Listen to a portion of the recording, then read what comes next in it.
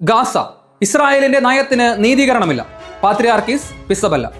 ഗാസയിലെ ജനങ്ങളെ മറക്കില്ലെന്നും ഈ യുദ്ധം അവസാനിപ്പിക്കുന്നതിന് താൻ സർവാത്മന പരിശ്രമിക്കുമെന്നും ജെറൂസലേമിലെ ലത്തീൻ പാത്രിയാർക്കീസ് കർദിനാൾ പിയർ ബത്തിസ്ത പിസബല്ല പറയുന്നു. ഗാസയെ സംബന്ധിച്ച് ഇസ്രായേൽ സ്വീകരിച്ചിരിക്കുന്ന നയത്തിനെതിരെ വിമർശനം ഉന്നയിക്കുക ഒരു ധാർമ്മിക കടമയാണെന്ന് ജെറൂസലേമിലെ ലത്തീൻ പാത്രിയാർക്കീസ് കർദിനാൾ പിയർ ബത്തിസ്ത പിസബല്ല.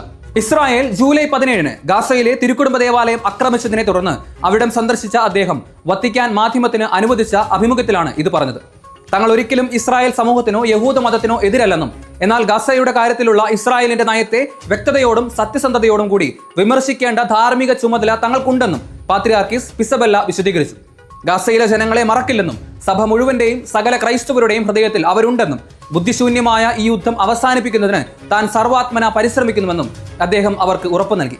10 ലക്ഷത്തിലേറെ പേർ പാർപ്പിടരഹിതരായി താൽക്കാലിക കൂടാരങ്ങളിലും മറ്റുമായി നദിക്കരയിൽ കഴിയുന്ന അവസ്ഥയും പാത്രിയാർക്കീസ് പിസബല്ല വേദനയോടെ അനുസ്മരിച്ചു.